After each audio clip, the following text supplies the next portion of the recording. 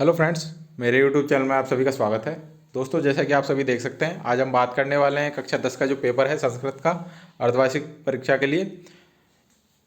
तो सारे के सारे क्वेश्चन जो भी हम आपको दिखाएंगे वो आपके एग्जाम में आ सकते हैं। सभी क्वेश्चन इंपॉर्टेंट रहने वाले हैं। नीचे कुछ निर्देश दे रखे हैं जिनको आपको ध्यानपूर्वक पढ़ना है।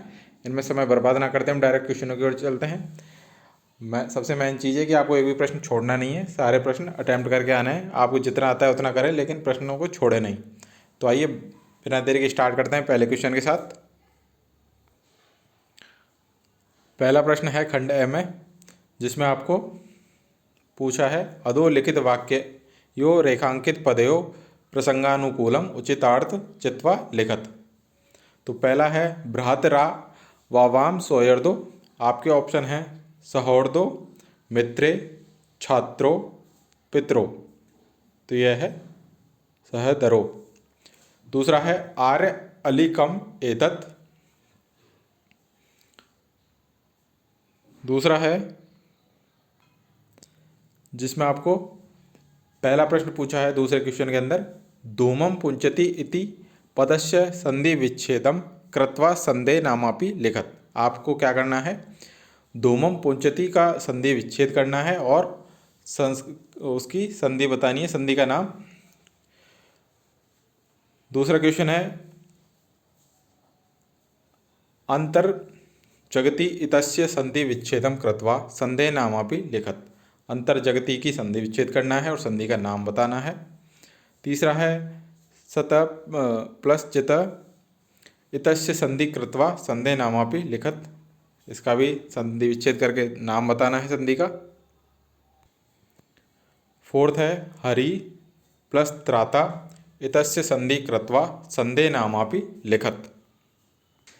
प्रसंग 3 है जिसमें आपको पूछा है पहले प्रश्न के अंदर नाव सीदति इति यत्र उपसर्गम शब्दम च पृथक कृत्वा लिखत।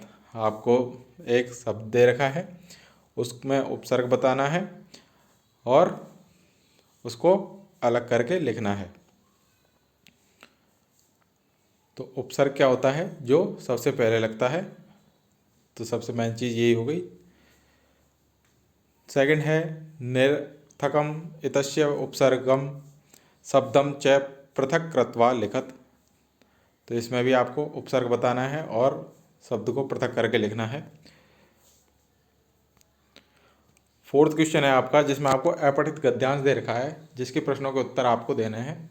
अगर आपने पद्यांश या फिर गद्यांश जो भी आपको दे रखा हो, दोनों को ढंग से पढ़ लिया, जो भी प्रश्न में पूछा है, तो आपके प्रश्नों के उत्तर आप आसानी से दे सकते हैं, क्योंकि सारे प्रश्नों के उत्तर आपको गद्यांश हो या पद्यांश उसके अंदर ही मिलेंगे। तो ये आपका पूरा गद्यांश है। इसके अंदर पहला क्वेश्चन है करणीय इतस्य क्रियापदस्य गद्यांशे कर्त पदमस्ति। दूसरा क्वेश्चन है आध्यात्मिकी इति विशेषण पदस्य गद्यांशात् विशेष्य पदम चित्वा लिखत। थर्ड है अस्या इति सर्वनाम पद स्थाने संज्ञा पदम लिखत। फोर्थ है ऐसा फल्यम इतस्य विलोम पदम गद्यांशात् चित्वा लिखत। नेक्स्ट है जिसके अंदर पूछा है एक पदेन उत्तर, एक पद में उत्तर देना है। पहला है गीतायाम का भावना प्रकटिता। दूसरा है भारतीय संस्कृति किम मनुते। गय है पूर्ण वाक्येन उत्तरत, जिसके अंदर पहला है भारतीय सभ्यता कस्में प्रेरयति। सेकंड है भारतीय संस्कृति किम शिक्षयति। गय है अस्य गद्यांशस्य समुचितम शीर्षकम लिखत। उचित जो गद्यांश दे रखा है उसका शीर्षक बताना है आपको। नेक्स्ट क्वेश्चन है उपयुक्त गद्यांश से संक्षिप्तीकरणम कुरु। तो जो आपको गद्यांश दे रखा है इसका संक्षिप्तीकरण करना है, संक्षिप्त में लिखना है इसके बारे में। नेक्स्ट है खंड ब, जिसके अंदर क्वेश्चन नंबर 5 आपसे पूछा है अधोलिखित रेखांकित पदेषु समस्त पदानाम विग्रहम अथवा विग्रह पदानाम समासम कृत्वा समासस्य नामापि लिखत। तो आपको जो रेखांकित पद दे रखे हैं उसका क्या करना है, उसका विग्रह करना है और विग्रह करने के बाद उसमें कौन सा समास है वो आपको नाम बताना है।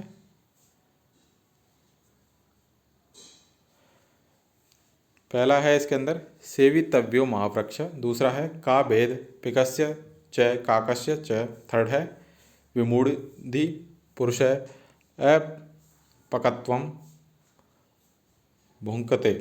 सेकंड नंबर क्वेश्चन है, ओ सॉरी, खंड ब का सेकंड है प्रश्न नंबर 6, अधोलिखित वाक्येषु रेखांकित पदानां विभक्ति त कारणम च लिखत। आपको रेखांकित पद में विभक्ति बतानी है कौन सी और उसका कारण बताना है।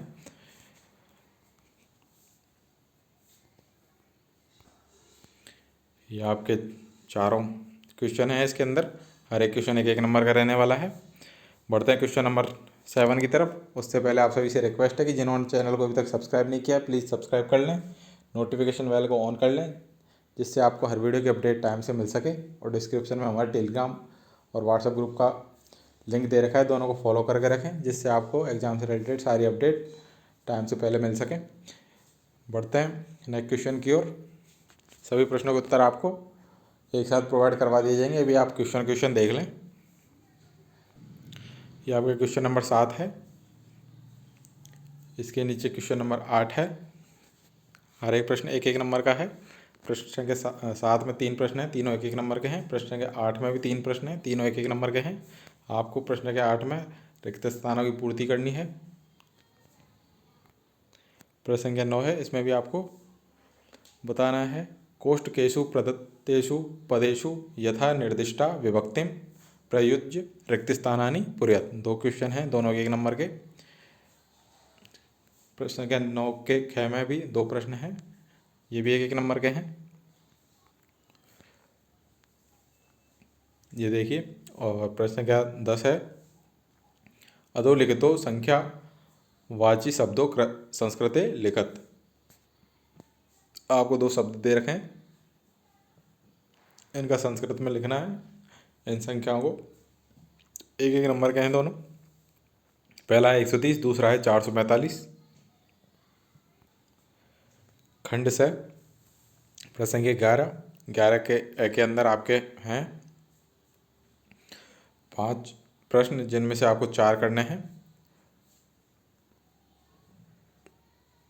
हर एक प्रश्न आपके आधे आधे नंबर का रहेगा, एक पद में उत्तर देना है। इसके आगे अंदर 7 प्रश्न दे रखे हैं आपको, 7 में से 4 करने हैं।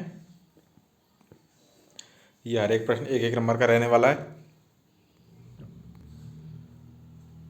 प्रश्न संख्या 12 है, जिसके अंदर 3 प्रश्न हैं आपके, तीनों प्रश्न एक एक नंबर के हैं।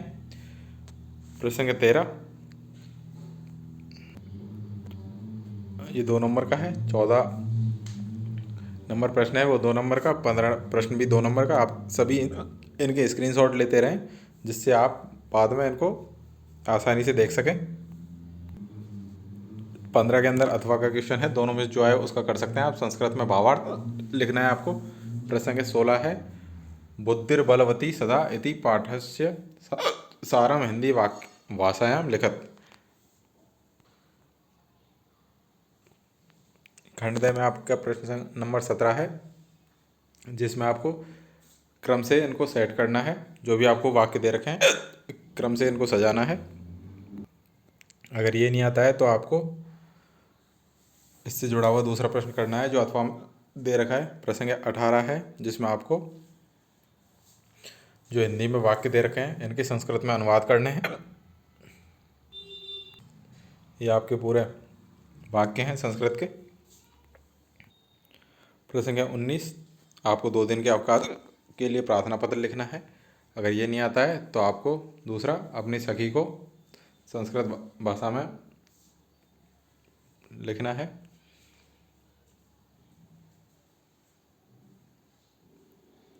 रक्षाबंधन दिवसे संस्कृत दिवसम ऐस्यम भाषणम गीतम संस्कृत भाषा नमस्ते कुशलम। आपको इसके अकॉर्डिंग लिखना है पूरा। ये देखिए, ये प्रश्न संख्या 20 है, दोनों में से 2 जो आए वो कर सकते हैं आप। पहले का आपको हिंदी भाषा में संस्कृत सप्रसंग अनुवाद लिखना है, दोनों में से किसी एक का। प्रश्न संख्या 21 दोनों में से जो है वो कर सकते हैं। ये प्रश्न संख्या 22 है आपका, ये इसके अथवा के क्वेश्चन। प्रश्न संख्या 23 है जिसमें आपको चित्र दे रखा है, इसकी हेल्प से आपको संस्कृत में 8 वाक्य लिखने हैं। हर एक वाक्य के आपको आधे नंबर मिलेंगे। अथवा में आपको दूसरा दे रखा है, इसको भी कर सकते हैं आप, जो आया आपको दोनों में से वो। तो ये थे सारे हमारे इंपॉर्टेंट क्वेश्चन जो आपके एग्जाम में आ सकते हैं, इसलिए सभी क्वेश्चनों को देख लें, अपने फ्रेंड्स में शेयर कर दें जिससे वो भी तैयारी कर सकें। मिलते हैं आप सभी से नेक्स्ट वीडियो में इनके आंसरों के साथ। Thank you.